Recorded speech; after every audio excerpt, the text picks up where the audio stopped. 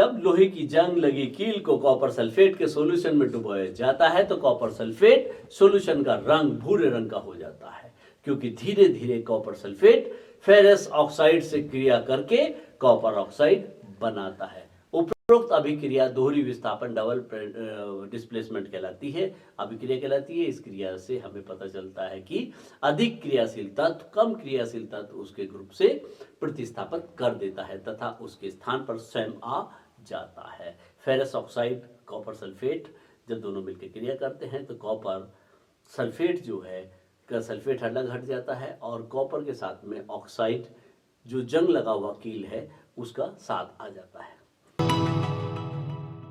नमस्कार,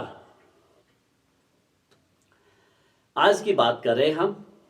मेरे पास ये कुछ कील है जो आप देख रहे हैं, ये कील है। इस कील में कुछ जंग लगी हुई है, रखे रखे हम जब घर में इस्तेमाल करते हैं कील को तो वो जंग लग जाती है, और जब जंग लग जाती है तो फिर वो किसी काम की नहीं रहती। जब नहीं रहती है तो उस पर जंग नहीं लगता है।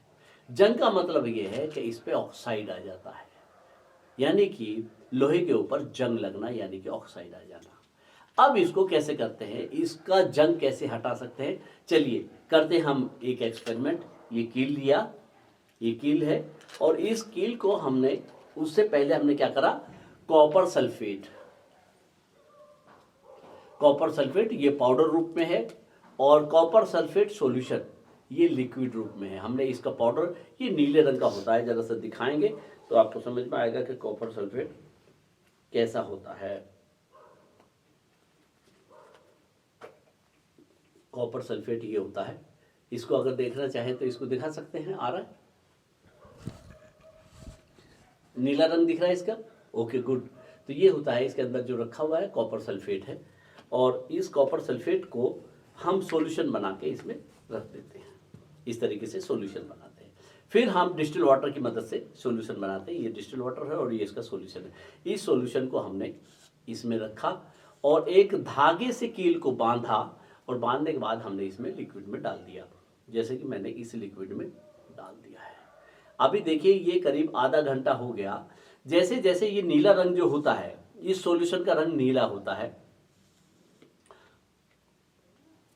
और जैसे जैसे हम इसके अंदर इस सॉल्यूशन में इस कील को धागा बांध के लटकाते हैं तो धीरे धीरे देख रहे हैं इसमें कॉपर की तरह रंग चढ़ता जा रहा है, यानी कि ऑक्साइड कॉपर के साथ रिएक्ट कर रहा है और उसको छीन रहा है।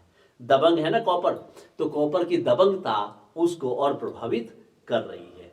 तो धीरे धीरे ये ब्राउन होना हो जाता है, और इस तरीके से ये आधे घंटे का है। और अगर हम देखें, वैसे ये जुगाड़ हमने बनाया इसके ऊपर का रखने का था नहीं, तो हमने गत्ते को काट के बना लिया। ऐसी परिस्थितियों में जब कभी लैब ऐसी हो और जहाँ पर संसाधन, भारत में तो वैसे भी हम लोग मानते हैं कि हमारे संसाधनों की कमी, लेकिन उसके बावजूद भी विज्ञान के दृष्टिकोण में बहुत चीज़ें अच्छी हैं। ये हमने थोड़े दिन पहले का है। अगर आप देखें तो इसके अंदर ये देखिए, ये कॉपर का सॉल्यूशन का रिएक्शन देख रहे हैं ना, ये ऑक्साइड है जो कॉपर ने छीन लिया है, तो ये कॉपर ऑक्साइड हो गया है ना। किसका छीना है, इस लोहे की कील का।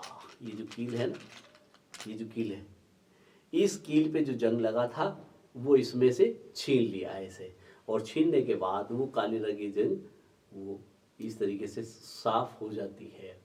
ठीक है, तो इस पे कॉपर ऑक्साइड इसमें से ये निकल के देखिए सामने आ गया है बाहर क्लियर।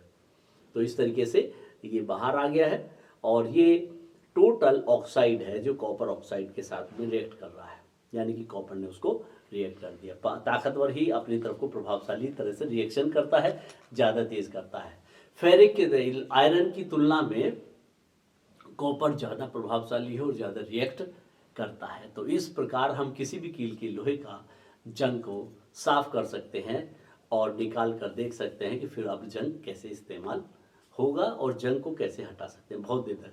लेकिन उसके लिए आपको कॉपर सल्फेट या उसका सॉल्यूशन आपको बनाना पड़ेगा, जो कि मैंने बना लिया है, और डिस्टिल वाटर का यूज़ करेंगे। कुछ ज़्यादा की चीज़ें खर्चा नहीं है और नुकसान भी नहीं है। तो इस तरह के प्रयोगों को हमें करते रहना चाहिए और हमेशा मज़ेदार प्रयोग को जरूर करना चाहिए, क्योंकि सब कुछ हमारे आसपास रसायनी तो है, चाहे वो हमारी बॉडी के अंदर हो चाहे आसपास हो, कुछ भी हो है तो रसायन ही।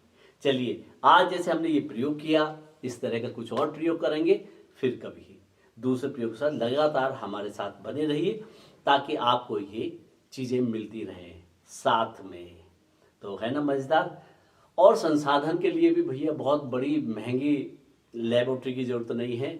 एक में धागा बांध दिया तो दूसरे में धागा नहीं था तो हमने सुतली का धागा बांध के रखा हुआ था। तो ये अपने आप में एक बहुत ही महत्वपूर्ण है। तो कर लिया हमने ये सारी चीज़ें और देखिए जैसे निकल के आ गया, आप देख रहे हो पूरा पूरा निकल के बाहर आ चुका है। चलिए तो आज करते हैं यहीं समाप्त बात को और फिर करेंगे फिर किसी एक प्रयोग के साथ। नमस्कार।